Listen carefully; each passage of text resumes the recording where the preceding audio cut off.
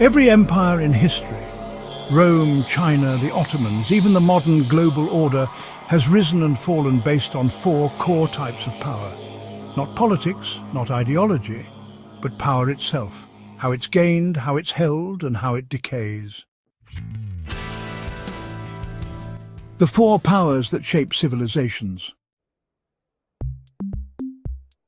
Across history, four primary power structures define civilization: collectivist power, the cooperation of smaller groups for shared survival; centralized power, elite management of complexity; autocratic power, emergency correction when elites fail; theological power, moral authority derived from divine legitimacy.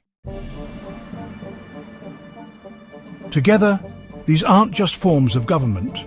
They are the skeleton key to understanding human history. When they work together, societies flourish. When they fall out of balance, collapse. Let's start with collectivism. Think Switzerland, think New Zealand. Small, socially cohesive, focused on internal stability. In the Roman world, these were the free cities and demes, semi-autonomous regions that traded their loyalty for protection and freedom. They didn't run the empire, but they helped sustain it. And when they walked away or turned hostile, even mighty Rome suffered. They may not have military might or control the empire's trade routes, but when enough collectivist systems lose faith in the center, everything falls. As societies grow, collectivism hits a wall. You can't crowdsource foreign policy, you can't let public referendums decide battlefield strategy. This is where centralized power steps in. Rome's republic thrived by training elite families in law, finance and war. These were the productive and protective oligarchs. But centralized power has a weakness. It can be hijacked by parasites.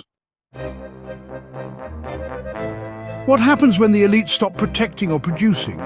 They get replaced by performers. Spectacle becomes power. Wealth is inherited, not earned. And society becomes a stage for manipulation. Sound familiar? Modern examples, well, they include the celebrity oligarchs. People who, lend their name to products, but don't actually design or manufacture them. They dominate attention, sure, but build nothing.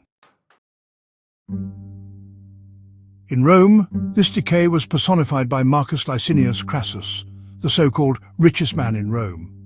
He didn't earn wealth by protecting Rome, he exploited it. And when given command in Syria, his ignorance got entire legions slaughtered at Carrhae, a blunder Rome never fully recovered from. At some point, the system breaks so badly, it can't really be fixed from within. That's when civilizations, they turn to autocratic power, rule by one man with near dictatorial authority. The best example, Emperor Augustus. He rebuilt Rome. He restored its laws. He even banished his own daughter and granddaughter for scandalous behavior.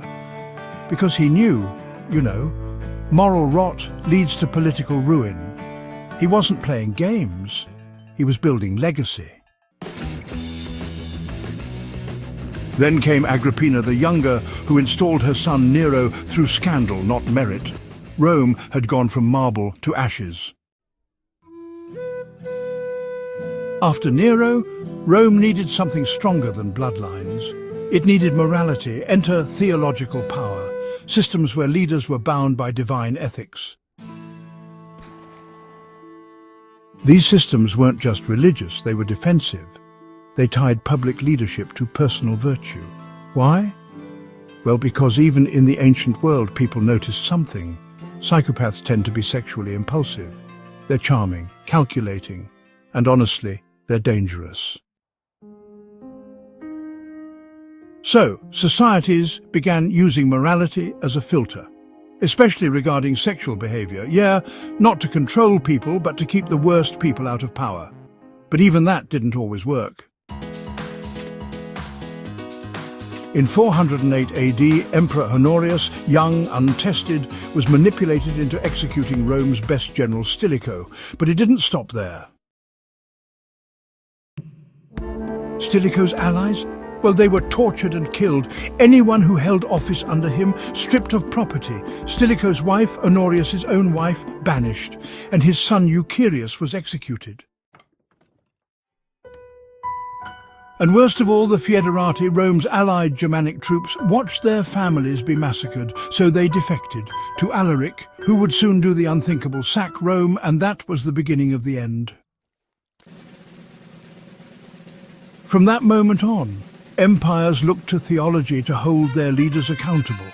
The Ottomans, the Spanish, the Ming, even the French monarchy. But you know, even these systems decayed. Then came the Tudors and the birth of scientific rationalism. Critical thought replaced divine authority. Secularism made societies more adaptable. But not more immune to collapse. Because you know, no matter how advanced a civilization becomes, if it cannot vet its leaders, if it cannot preserve the social contract, well, it simply cannot survive. So here we are. Collectivism gave us cooperation, centralization gave us complexity, autocracy gave us correction, theology gave us ethics. And honestly, every empire, Rome included, fell when those powers lost balance. The cycle didn't end with them, it never does. So the real question isn't whether we live in a great empire today. The question is, can it still choose the right people to lead, or perhaps are we just waiting for our own Stilicho moment? History doesn't repeat, but well, power always rhymes.